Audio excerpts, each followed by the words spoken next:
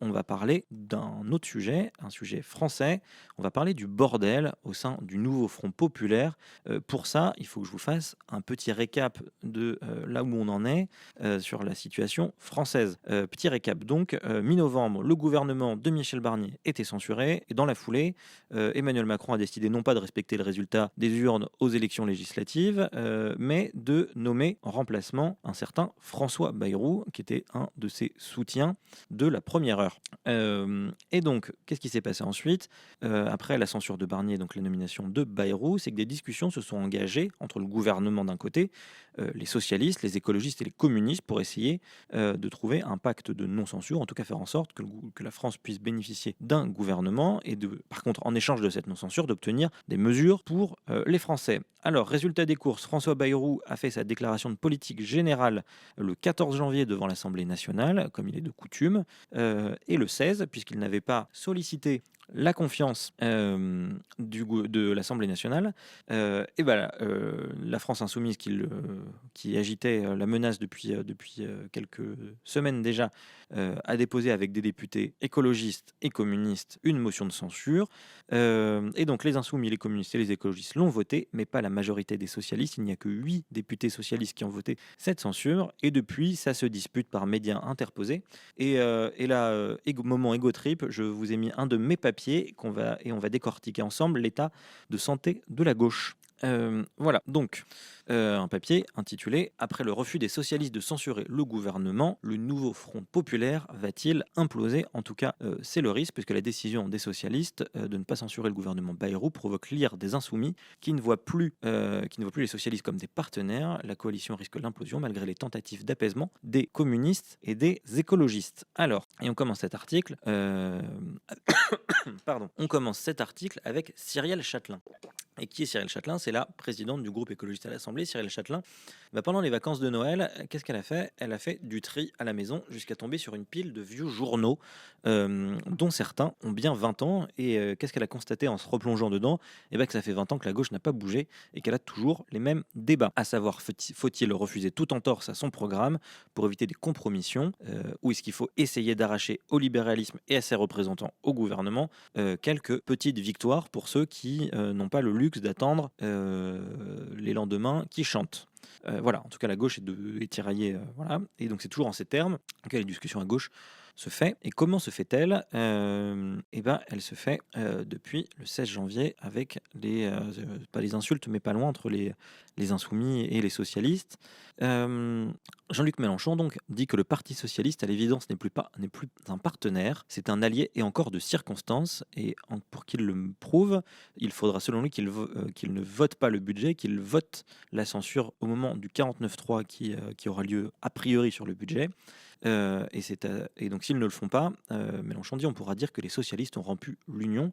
Et c'est une façon pour Jean-Luc Mélenchon et la France insoumise aussi de cadrer la façon dont on reçoit la décision des socialistes de, pour l'instant, faire en sorte que le gouvernement de François Bayrou reste en vie, parce qu'ils estiment avoir arraché quelques victoires, à savoir la rediscussion de la réforme des retraites, d'avoir empêché la suppression de 4000 postes d'enseignants dans l'enseignement d'éducation nationale, d'avoir une augmentation du budget de l'Ondam, d'avoir obtenu la suspension des 3 jours de carence dans le public, et encore plein d'autres choses. Mais en tout cas, les insoumis, eux, ne l'entendent pas de la même oreille, et le reste de la gauche non plus d'ailleurs. Voilà, mais en tout cas, Mélenchon donne son cadrage. Lui, il dit s'il ne vote pas ne pas voter la censure, c'est qu'on n'est pas dans l'opposition. Alors qu'en réalité, c'est parfois un peu plus compliqué. Ne pas voter les textes peut suffire aussi à dire qu'on n'est pas dans la majorité et donc dans l'opposition. Mais en tout cas, la France Insoumise décide que le cadrage, c'est ça, puisque Mélenchon le dit, la censure, c'est ce qui distingue la majorité de l'opposition. Et donc, ne pas avoir voté la censure, ça signifierait s'exclure de la coalition. D'autant que Manuel Bompard, donc le numéro 1 de la France Insoumise, dit que le PS n'a obtenu aucun infléchissement et aucune modification. C'est pour lui le retour de la gauche du reniement qui abandonne ses engagements devant le peuple. Là, c'est une référence à notamment au quinquennat de François Hollande, dont on va parler juste après. Je vois dans le chat qu'on dit ne pas voter le budget, surtout oui, ne pas voter le budget, c'est ce qui définit dans n'importe quel exécutif local par exemple, si tu es dans la majorité ou dans l'opposition. Pour l'instant, le Parti socialiste ne s'apprête pas, a priori, à voter le budget en l'état, qui est actuellement en discussion au Sénat d'ailleurs. Et donc, qu'est-ce que répond le PS? Olivier Faure, le numéro 1 du PS, dit à la Dépêche du Midi que si à chaque désaccord Jean-Luc Mélenchon organise une purge, il finira tout seul, et que le NFP, ce n'est pas un parti unique mais une coalition, et que la liberté des socialistes c'est donc de se définir eux-mêmes. Alors, il y a des désaccords au sein du Parti socialiste. Ils n'étaient pas tous d'accord pour ne pas censurer le gouvernement. Puisque je vous l'ai dit d'ailleurs, il y a 8 députés, dont la présidente de la commission des affaires culturelles et éducation nationale, Fatia Kelwahachi, qui d'ailleurs sera l'invité de Backseat. J'en profite pour saluer les copains de Backseat ce jeudi. Elle a voté la censure, par exemple. Donc les socialistes ne sont pas d'accord. Et notamment, un certain François Hollande, lui, il a poussé très très fort pour ne pas censurer le gouvernement de François Bayrou. Il estime aujourd'hui que les socialistes constituent un pôle central à l'Assemblée nationale. C'est ce qu'il a dit à la Tribune du dimanche, qui, comme son nom l'indique, est donc publié dimanche, a été publié dimanche dernier. C'en est fini de la position irrespectueuse et arrogante de la France insoumise au sein du NFP, tacle-t-il. L'alliance électorale a été précieuse en juin dernier, mais elle ne peut pas être instrumentalisée au service d'une seule personne et d'une seule famille politique. Il juge notamment le fait que, il dit qu'en 2027, il y aura 2 offres à gauche. Quand il dit 2 offres, il parle de la présidentielle. Parce qu'en fait, en réalité, on le verra juste après, le nouveau Front populaire est un peu pris en sandwich entre, d'un côté, François Hollande qui a fait son grand retour en tant que député du nouveau Front populaire, d'un côté, qui lui a des ambitions présidentielles, qui veut revenir aux affaires, et de l'autre, Jean-Luc Mélenchon, qui lui n'a pas abandonné l'idée d'être le candidat des Insoumis, et peut-être plus de la gauche, à la prochaine présidentielle. Et il veut même une présidentielle très vite, une présidentielle anticipée. Et c'est pour ça qu'il demande la démission d'Emmanuel Macron, vu le contexte politique. Donc voilà, en gros, ça c'est l'ambiance à gauche. Sauf que du coup, il y en a qui ça va pas du tout, cette ambiance à gauche, et on a un parlementaire par exemple qui nous dit que les deux préparent la présidentielle, et donc ils ont tout intérêt à surligner leurs différences, à redessiner le scénario des gauches irréconciliables, ce qui empêcherait la victoire de la gauche. La désunion de la gauche ferait que de toute façon, il y aurait une division des voix, et donc la gauche aurait beaucoup plus de mal à accéder au second tour de l'élection présidentielle. Voilà, Yann Brossa par exemple, le communiste, que vous retrouverez, puisqu'on en est à faire de la pub, sur la chaîne Twitch de l'UMA, cette fois dans notre grande émission Twitch, ça ira, mercredi prochain, le 29. Il sera le grand invité politique de notre émission, Yann Brossa. Et ensuite, en inviticulture, puisqu'on y est, on aura Mister MV et Jarmou qui nous parleront du Speedon. Venez nombreux à assister en ligne sur nos réseaux à cette émission qui s'annonce super pour la 3e émission, après avoir reçu François Ruffin et Marine Tondelier, après avoir reçu Abou Sangaré, Boris Lochkin, Thomas Joly. Voilà la nouvelle émission. Et donc Yann Brossa, qu'on recevra, nous dit que l'union est toujours nécessaire parce que la donne politique en France n'a pas fondamentalement changé, puisque le risque de l'extrême droite existe toujours. Et aussi les écolos gueulent, parce qu'ils en ont marre d'être ballottés en permanence entre les uns et les autres. Il faut que tout le monde redescende, les gens en ont marre qu'on s'engueule, qu'on se sépare, qu'on se retrouve au moins à droite. Eux, ils savent débattre sans claquer la porte. Et il se trouve que hier, Marine Tondelier, la secrétaire nationale d'Europe Écologie Les Verts, on ne dit plus Europe Écologie Les Verts, on dit les écologistes maintenant, a présenté ses vœux, et elle a demandé à ses partenaires insoumis et socialistes d'arrêter de vouloir tirer les écologistes et les communistes vers eux, parce que c'était d'ailleurs la stratégie, c'est ce que les socialistes et les insoumis disent en off chacun. Ils veulent isoler leur adversaire du NFP, donc les insoumis veulent isoler les socialistes, et les socialistes veulent isoler les insoumis, en essayant de ramener avec eux à chaque fois les communistes et les écologistes. Sauf que les communistes et les écologistes disent, en fait, nous on prend pas nos décisions en fonction de est-ce qu'on veut parler avec les insoumis, est-ce qu'on veut être plus proche des socialistes. Ils prennent les décisions qu'ils pensent être bonnes. Voilà. Donc ça, c'était le point de rappel de Marine Tondelier hier. Mais en tout cas, quand on discute avec des députés de gauche, ils sont pas hyper confiants sur l'avenir du NFP, notamment parce qu'on avait vu en une de Politis, par exemple, je vous l'ai pas mise là, mais j'aurais pu, Manuel Bompard, qui avant la censure disait tous ceux qui ne voteront pas la censure s'excluront du nouveau Front populaire. D'ailleurs, comme si c'était la France insoumise qui donnait les cartes d'adhésion qui n'existent pas du nouveau Front populaire. Mais en tout cas, le débat à gauche fait rage, il s'égage, et ce qui fait que selon RTL, donc c'est les communistes et les écologistes qui sont les arbitres, malgré eux, du match PS et les filles. On en oublierait presque, nous dit RTL, qu'ils sont 4 partenaires, tant en effet le théâtre des tensions entre la France insoumise et le Parti socialiste ne laisse que très peu de place aux écologistes et aux communistes au sein de cette alliance. Alors oui, on nous dit il y a un programme commun du NFP.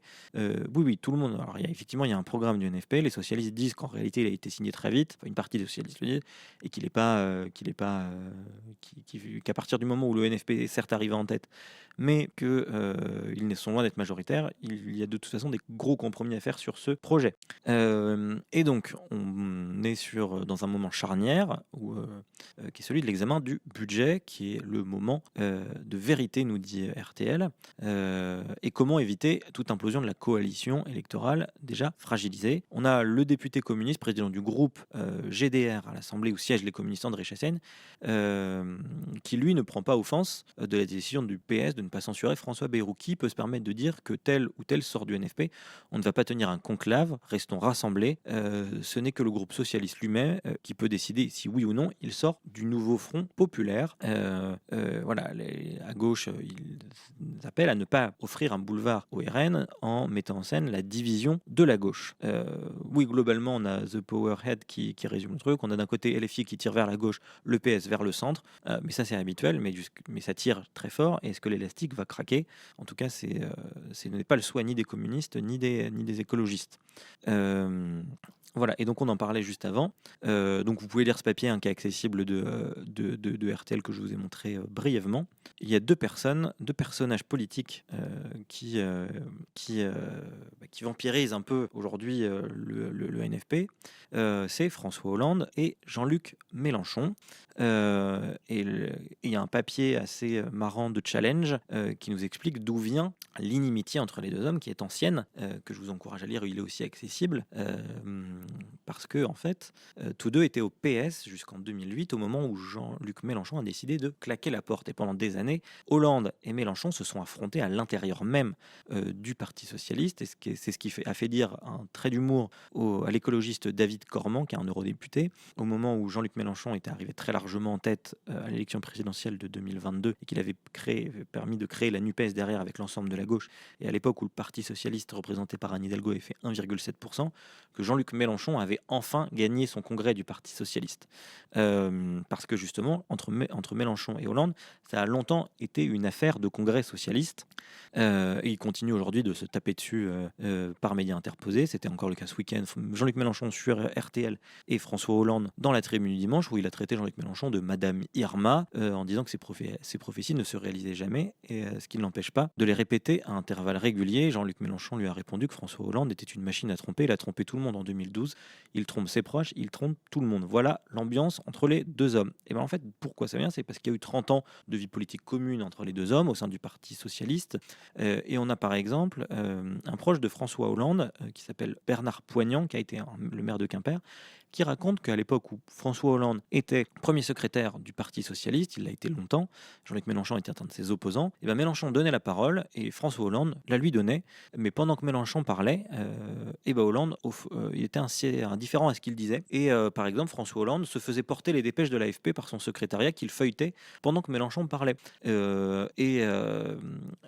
Donc Poignant croit savoir que ça a profondément blessé Mélenchon, ce en quoi je ne crois pas, il dit que Mélenchon ne cherchait pas forcément à le blesser. On sait que ça a été assez compliqué en interne. Voilà, il y a eu notamment la brûlure, nous dit-on, du congrès de Brest, où Jean-Luc Mélenchon, on sait qu'il y avait des discussions d'arrière-cour au sein du Parti socialiste, et que les votes internes n'étaient pas hyper démocratiques en réalité. Mais en tout cas, à ce congrès de Brest, Mélenchon a fait 10%, un congrès que François Hollande avait gagné. là c'est de la psychologisation de la vie politique qu'on n'aime pas trop, il nous dit que Mélenchon ne s'en est jamais remis. En réalité, ce qu'il y a derrière tout ça, parce qu'en fait, nous, ce qui nous intéresse, c'est la question politique. Derrière tout ça, c'est deux lignes extrêmement différentes entre Jean-Luc Mélenchon et François Hollande. Ça l'était déjà à l'époque du Parti socialiste, ça s'est accentué aujourd'hui. C'est la différence entre ceux qui tirent vers le centre. Entre 2007 et 2012, François Hollande faisait partie de ceux qui voulaient un rapprochement avec le centre de François Bayrou, quand ceux de Jean-Luc Mélenchon, Mélenchon, lui, c'est parti justement parce qu'il ne voulait pas, il ne voulait pas d'un programme d'accommodement avec le libéralisme que promettait François Hollande. Et c'était un débat, oui. Alors, je vois quelqu'un dans le chat qui nous dit que ça fait un peu penser à ce qui se passe au sein du Parti démocrate, américain. Et il se trouve que oui, alors à un degré moindre, parce je pense qu'ils sont bien moins antilibéraux aux États-Unis, au sein du Parti démocrate qu'au sein de la gauche française, mais c'est les mêmes débats qui traversent en tout cas le Parti démocrate entre d'un côté Bernie Sanders et Alexandria Ocasio-Cortez et Joe Biden et Kamala Harris de l'autre. Voilà. Mais en fait, tout ça, donc ils ont tous les deux l'envie d'avoir envie, comme on dit, Jean-Luc Mélenchon et François Hollande. Et c'est ce que je vous disais, hein, donc François Hollande estime, hein, comme le rapport de BFM, qu'il y aura donc 2 candidatures à gauche. Et je vois que dans le chat, certains nous disent tout ça, ça va mener à la défaite. Et ben en tout cas, c'est le risque de créer une division des voix de la gauche entre 2 blocs qu'en réalité, au sein de la gauche, personne n'a envie de soutenir. Pour l'instant, il n'y a que la France insoumise qui souhaite une candidature de Jean-Luc Mélenchon, et il n'y a que l'aile droite du Parti socialiste qui souhaite une candidature de François Hollande. Et puisqu'on parle du NFP, on va voir que sur le plan électoral, le NFP, c'est pas la folie non plus en ce moment.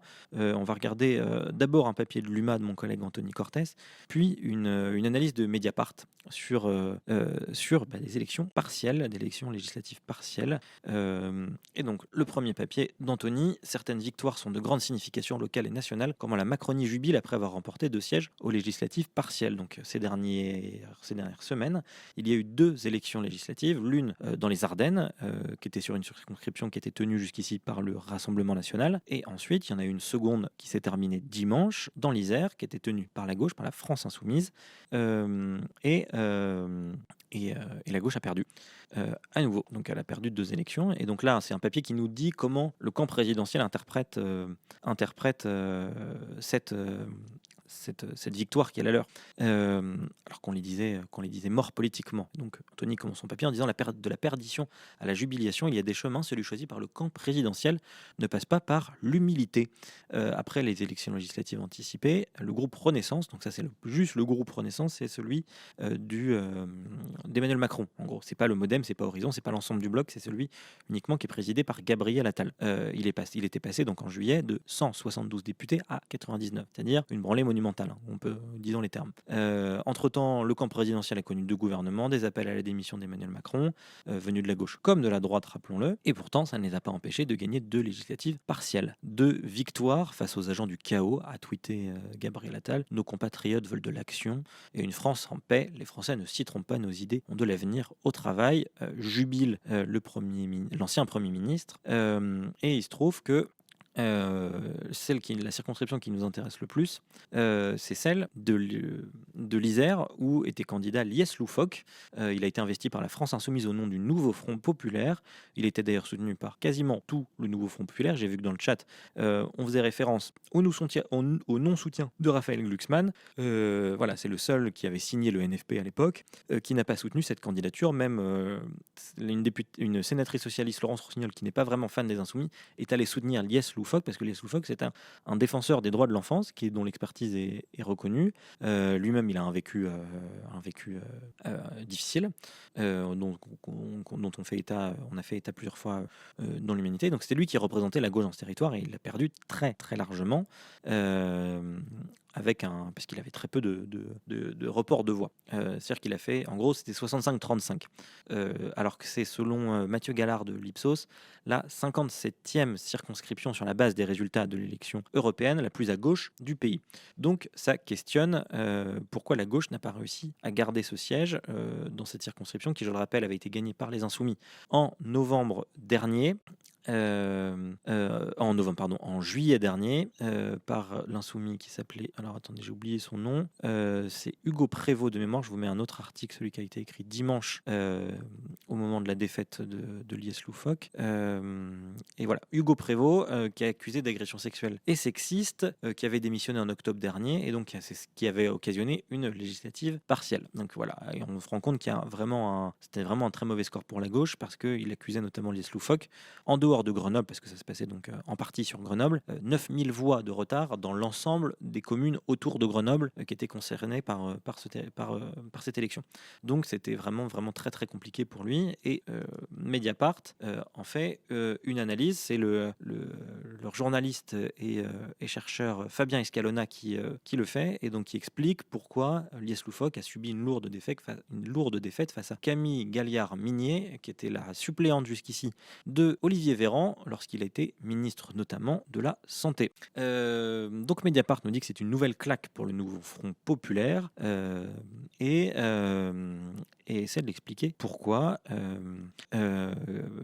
alors que Camille Gaillard-Minier, qui est en réalité une pure incarnation du macronisme, elle a essayé d'afficher des convictions dites pragmatiques, social-démocrates, c'est-à-dire qu'elle voulait rogner sur la gauche pour essayer de récupérer des voix. Donc elle retrouve son siège, elle a réalisé un score assez élevé dans les communes bourgeoises hors du centre-ville, entre 75 et 80%. On a une carte ici là. On voit comment se divise le territoire.